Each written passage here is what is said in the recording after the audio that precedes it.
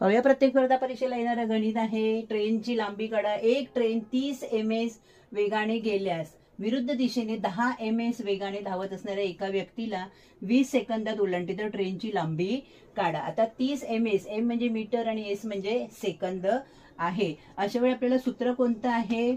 अंतर काढायचं आहे तर वेग गुणिले वेळ यांचा गुणाकार करून अंतर काढायचं आहे. आता इथे आपल्याला अंतर म्हणजे ट्रेनची लांबी काढायची आहे. बरोबर, ट्रेनची लांबी. आणि इथे आपल्याला वेग जे आहे ते दोन आहेत, एक ट्रेनचा आणि एक माणसाचा, म्हणून वेगाची येणार बेरीज. वेगाची बेरीज गुणिले वेळ. सोपं आहे गणित. आता वेग कोणते कोणते आहे? 30 आणि इथे किती आहे?